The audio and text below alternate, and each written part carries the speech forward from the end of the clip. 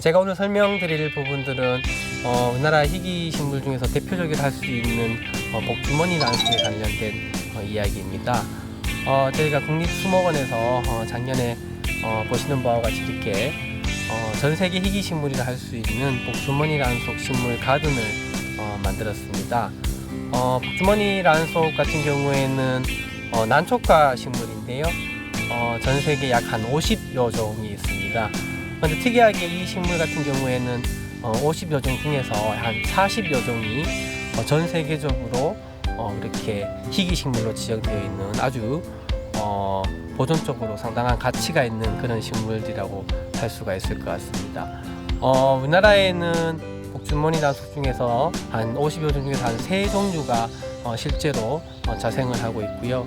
조금 범위를 넓혀가지고 한반도 수준으로 보면 한 4종 정도가 한반도에 자생을 하고 있습니다.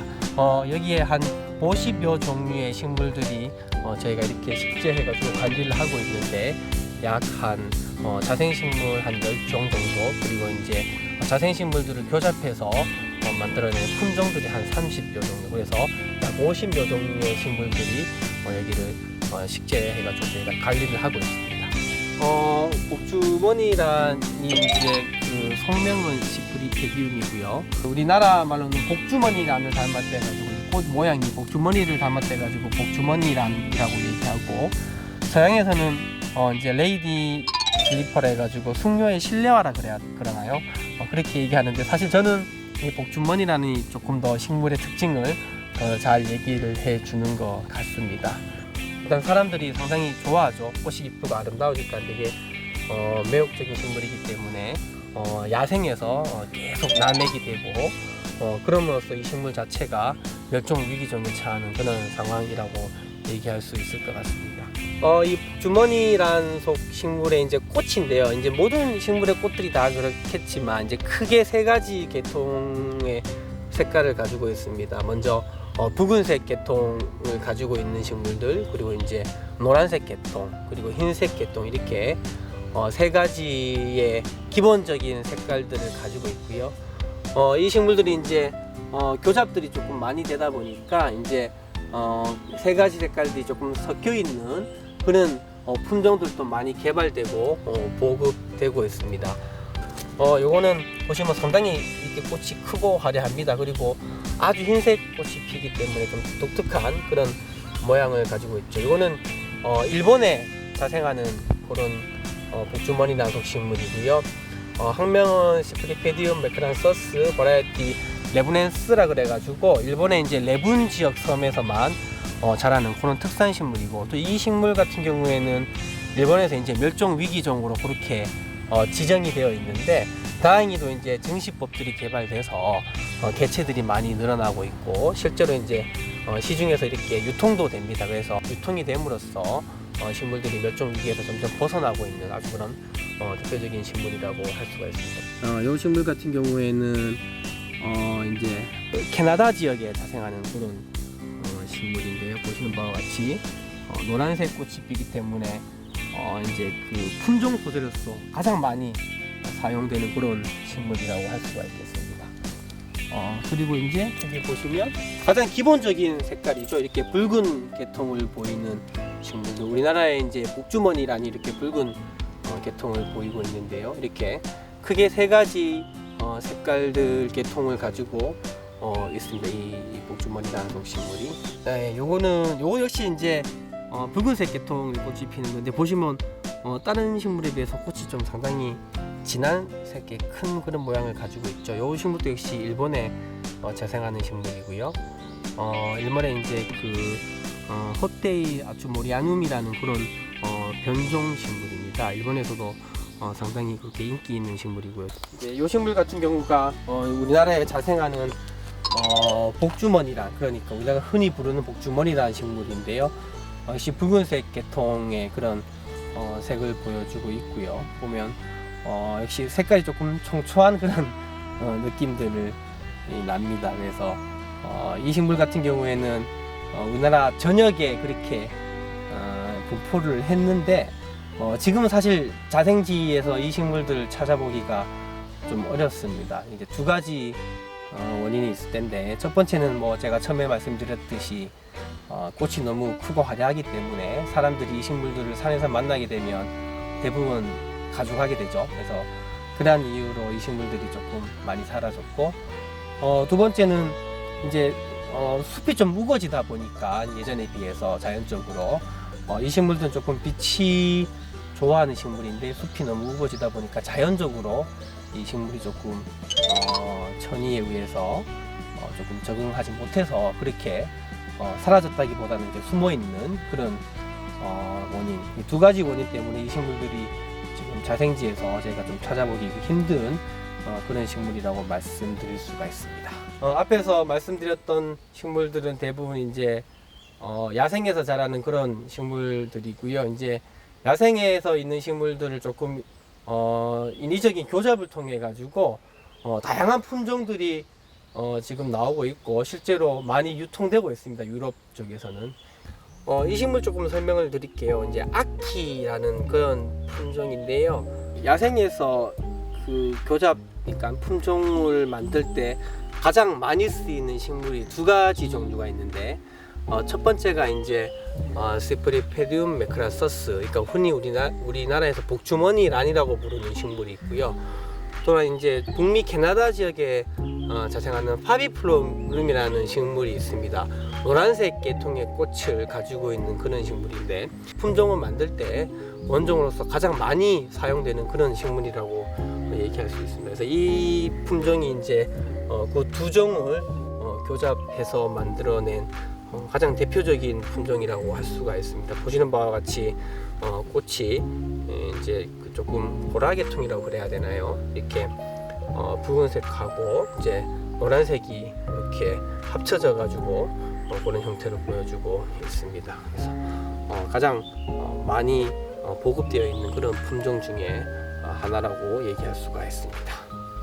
이 품종은 이제 에밀이라는 그런 품종인데요. 이제 두 가지 노란색 계통의 원종 식물들이 교잡을 해서 만들어낸 품종입니다. 보시는 바와 같이 이제 꽃이 다른 식물에 비해서 좀 작습니다. 그리고 이렇게 그 두 가지 이제 색깔들을 나오고 있죠. 그래서 식물의 크기는 조금 작지만 색을 조금 이렇게 다양화해서 그런 목적으로 만들어낸 품종이라고 할 수가 있습니다. 이 품종 같은 경우에서도 유럽에서 상당히 인기 있는 품종 중에 하나이고요. 정원 소재로서도 가장 많이 사용되고 있는 그런 품종 중에 하나라고 얘기할 수가 있습니다.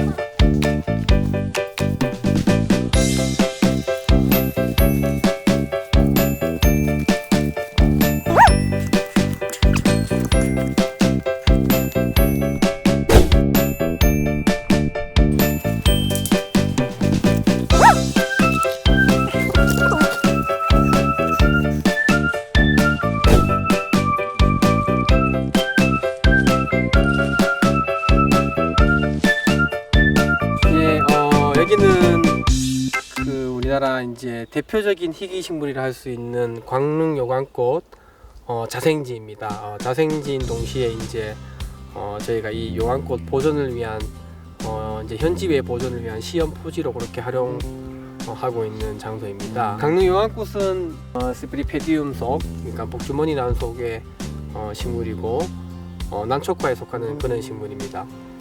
이 식물은 이제 전 세계적으로 한국하고 일본, 중국에만 자생하는 그런 식물이고요. 이 식물의 이제 학명은 시프리페디움 자포니쿰이라는 그런 학명을 쓰고 있고, 특이하게 이제 우리가 학명에 자포니쿰이 들어가지만 영명은 코리안 레이디 슬리퍼라는 그런 이름들을 가지고 있습니다. 조금 아이러니한데요. 그래서 이 식물은 이제 강릉이라는 말이 붙어 있죠. 그래서 우리나라 강릉 숲에서 처음으로 이제 발견되어서 강릉 요강꽃이라는 이름이 붙여졌고요. 물론 뭐 강릉뿐만 아니라 경기도 지역하고 이제 무주, 광양까지 조금 전국적으로 자생하는 식물이긴 한데 워낙 이제 자생지가 적고 또 자생지가 이렇게 파편화되어 있다 그래야 되나요? 그런 특징을 보여주고 있습니다. 그래서 우리나라를 대표하는 그런 희귀식물이라고 할 수가 있고 역시 우리 강릉숲을 대표하는 그런 희귀식물이라고 할 수가 있습니다. 이게 이제 보시면 크게 식물이 생김새는 되게 간단해요. 잎이 이렇게 2장 달리고 그 위에 이제 꽃대가 나와서 이렇게 꽃이 달리는 특징을 가지고 있는데요.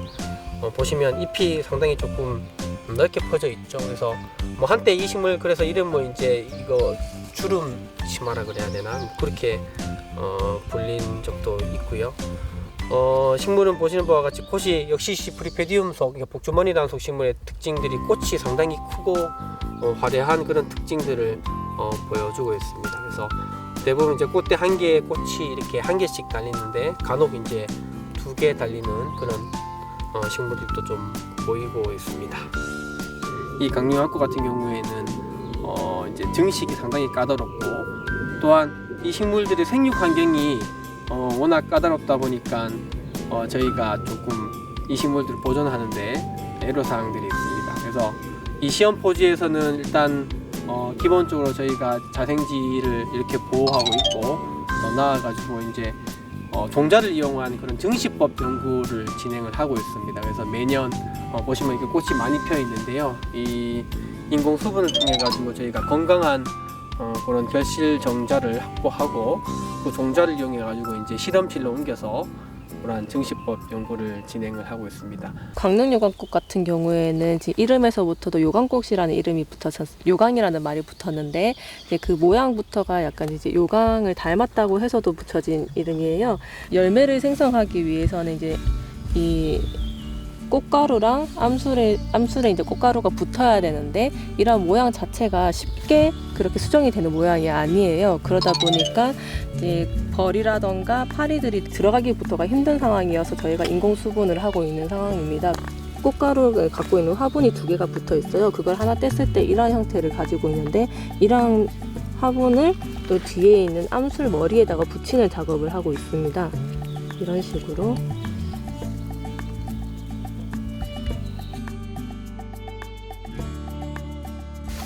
이렇게 보면은 이렇게 암술머리에 이렇게 붙여져 있거든요.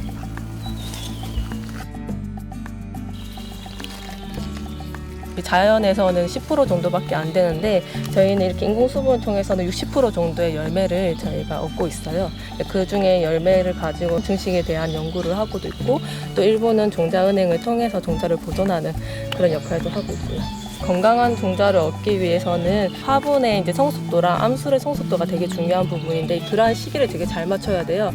이런 시기를 잘 못 맞추다 보면은 열매가 형성되더라도 그 안에 있는 종자가 제대로 꽉 차지 않고 그러다 보면 열매가 비리 많아져가지고 제대로 된 종자를 생성하기 힘든 상황이 되는데 그래도 그러한 연구를 하기 위해서는 최대 건강하고 신선한 종자를 얻어야 되는 부분이 첫 번째 단계이기 때문에 이러한 인공수분에 대해서 그런 부분을 실시를 하고 있고 그러한 종자를 얻어서 이제 실험실로 가져가서 그런 인공적인 배지라던가 그런 조성을 만들어주고 온도와 속건들을 구명하는데 지금 첫 번째로 실험을 하고 있어요. 네, 그래서 지금 그걸 통해서 종자에서 그런 식물체를 얻기까지의 과정들에 대해서 지금 조건을 구명하는 연구를 하고 있습니다. 이런 화분 자체는 끈적끈적한데 이 부분이 암술머리에 붙으면 딱 찰썩 붙어요. 그렇게 하고 있는 상황이고 벌이 이 안에 들어가서 화기 안에 들어가서 움직이면서 이러한 화분이 등이나 날개에 붙으면서 이제 암술머리에 자연스럽게 붙게 되면 이제 그러하게 이제 자연적으로 교배가 되는 건데 그러한 확률이 되게 적은 거죠. 이 부분이 박리요강꽃의 자망이기 때문에 이 부분이 부풀어서 꽃은 다 떨어지고 이게 이 부분이 부풀면서 열매가 크게 형성이 되는데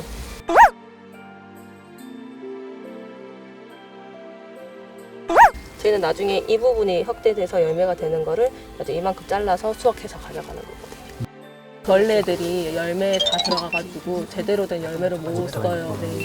그러한 부분들도 최소해서 열매를 얻기 위해서 지금 다 일일이 망치워주고 작업을 하는 거예요.